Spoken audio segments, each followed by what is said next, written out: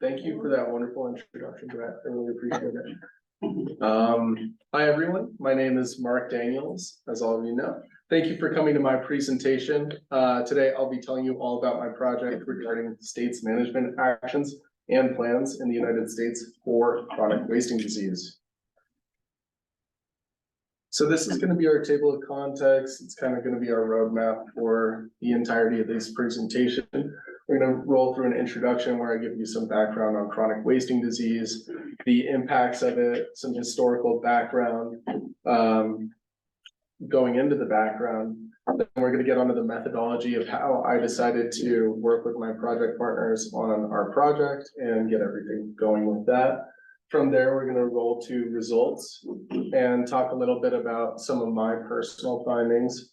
From there, we're going to get to conclusions about the project, how the program relates to all of this, and along with that, going into the reflection on my take of the project and how I feel about it. Okay, so introduction for chronic wasting disease. This is going to be our importance of the study and the history of it. So what is chronic wasting disease? Chronic wasting disease is a prion disease that affects cervids in the United States and internationally. Prion diseases originate from misfolded proteins that are replicated similarly to cancer throughout the body. They heavily affect the central nervous system, which includes the brain, lymph nodes, spinal cord areas. And as these proteins build up in an animal, they tend to cause different neurological problems. The biggest outcome from animals contracting chronic wasting disease is neurodegeneration, and this is 100% fatal in all deer, elk, and moose, which are the cervids of focus for this disease. These prions are incredibly resilient. There are various different methods of trying to handle them, but they're incredibly energy intensive and very complicated. Standard methods such as disinfection, sterilization, ionizing radiation, strong acids, autoclaving, and formaldehyde are incredibly weak against prions. They're very, very, very resilient. So the thing about chronic wasting disease when we get into environmental factors is that this disease spreads very easily amongst cervids. So oftentimes it's spread from body fluids or from deer to deer contact, deer to elk, elk to moose, all the cervids contacting each other. And oftentimes when these animals become infected, they start shedding prions through waste, saliva, etc. These prions can build up in their given environment, especially in heavily foraged areas. If you've ever been out walking in trails and you see deer trails going up and down the mountains, these are often areas for prion reservoirs, I like to call them, where they build up over time and they just end up sitting there. Since these prions are resistant to radiation, the sun and UV rays don't really break them down. And they're incredibly, for being so simple as a misfolded protein, they're incredibly resilient in their environment. They can last in the soil for up to 4 years, depending on the different research you read. And they're really interesting in that they can be taken up into the soil. So when a new plant grows within soil and it absorbs water and nutrients from the soil, it can actually absorb the prion too. So when an animal later on is eating the said same plant, they can eat it and get a prion disease from a plant. It's also incredibly interesting that they can infect water systems. We often find that in ponds, slow running rivers, and water reservoirs for lakes and whatnot, we can find incredibly high levels of prions in the water, and they can last a bit longer in water than they do in soil. Incredibly interesting. So let's see. Oh yeah, as chronic wasting disease slowly spreads across the United States, these prion reservoirs are growing and growing, and not all states in the United States have chronic wasting disease. About 31 continental US states have chronic wasting disease. And this disease spread is very disorganized. Oftentimes this has to do with human cervid farming, very popular in the Midwest and South, where you're going to find that there are animals from Wyoming or Colorado being shipped all the way over to New Jersey, Tennessee, or Texas. And this type of spread, with the ability for this disease to lay virtually dormant in the animal for so long, has created a really intricate web of disease spread across the United States. It's incredibly unpredictable and hard to track down. Yeah, the disease, chronic wasting disease, was actually discovered in Fort Collins for the first time in 1967. So this was the very, very first area of the disease discovery, and it was actually close to Horsetooth, where an old animal research area was kept. So, you know, good for Colorado State, we documented it. There's a lot of temporal variation. So Colorado has its very first case all that time ago, followed by Wyoming, Montana, Idaho. But then you see a huge amount of temporal variation within these different spreads. So as this disease spreads, it kind of spreads moderately slowly. Some states are experiencing their very first cases of the disease as of last year. And you're going to see that, I mean, how many of you before this presentation knew anything about chronic wasting disease? Yeah, okay. A good proportion of people, even from Colorado, have no idea what it is. So it's really interesting to see the variation in how people understand this disease. When you look across different states, you see that there's a lot of sensationalized media about chronic wasting disease. There's a new zombie deer disease that's spreading like wildfire, and if you accidentally consume chronic wasting disease meat, you can get a brain-eating amoeba that will turn you into a zombie and all this other stuff. There's never been a documented case of a human contracting chronic wasting disease or a prion neurodegenerative disease from consuming chronic wasting disease meat.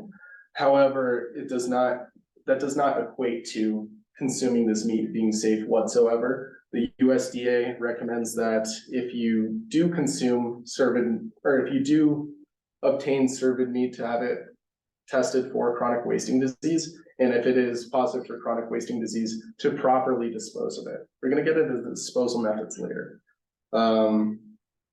Again, this distribution of chronic wasting disease negatively impacts many different types of people, including those who rely on wild game as a primary source of food. Oftentimes you see a disproportionate impact in rural areas, and not to mention tribal lands. So one of the leading associations that inform others on chronic wasting disease practices is called the American Fish and Wildlife Association. Its partner association, the Native American Fish and Wildlife Association, states that chronic wasting disease can be detrimental to food security, cultural and spiritual practices, and economic well-being. Surveillance on tribal lands is imperative to stopping and inhibiting the spread.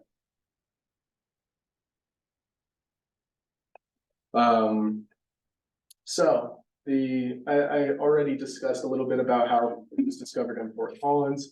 31 states have reported cases. Some of the symptoms of this disease I haven't talked about yet include drooling, weight loss, confusion, lack of energy, lethargy, and oftentimes animals with chronic wasting disease do not die from chronic wasting disease. They become more susceptible to different types of mortality. You see higher rates of hunter kills for chronic wasting disease than in normal populations of deer. You see higher traffic and deer kills on highways from chronic wasting disease due to this neurodegeneration. And this is kind of what impacts the social outlook of the disease. Oftentimes you're not seeing a skinny, drooling, mangy deer, you are just seeing roadkill. And that definitely affects the way that people are viewing this disease overall. So I wanted to take a second and ask you guys, which one of these deer has chronic wasting disease? Can we get a guess? Anyone? All of them. All of them? You're incredibly smart. Do you want to work with me on this? Yeah, so the entire goal of this is that telling is incredibly difficult. Very, very healthy deer often do have chronic wasting disease, especially in areas where the disease is really well settled. And I believe I said this earlier, but chronic wasting disease kills all deer or cervids within 2 years of contraction. So every single time when an animal gets this, they are producing prions and infecting the environment for 2 years if they do die from chronic wasting disease. Oftentimes it's earlier than that due to neurodegenerative affiliated mortality. So this is, as I said earlier, chronic wasting disease is most prevalent in Colorado overall. These are the proportions of cervids that are affected in Colorado. And that's kind of a surprising factor for deer herds, elk herds, and moose herds. Well, it's not 57% of all deer that are infected. It's mostly herd oriented. So you see specifically in areas where HOAs are, that there's a lot of domesticated deer, where hunters are not able to access these areas. They're not able to manage this population or take deer kills, either way you look at it. And without this type of management, you often find that HOAs can become safe areas for the harboring of chronic wasting disease due to the inability and the legal fortitude of HOAs to resist governmental action in those areas. You can see that deer are statistically more susceptible than elk and moose, and this is even when looking at properly weighted samples. Deer end up being almost 2.5 to 3 times more likely than moose to contract chronic wasting disease. And I think that has really interesting implications for spread nationally.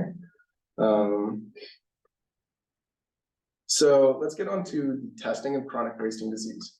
There's not a tried and true way to ever test a live cervid for chronic wasting disease, which means that to test a carcass or to test for chronic wasting disease, the first thing you do is find a dead cervid, either by shooting it or picking it up off the road. And you take it to a aforementioned USDA approved testing site.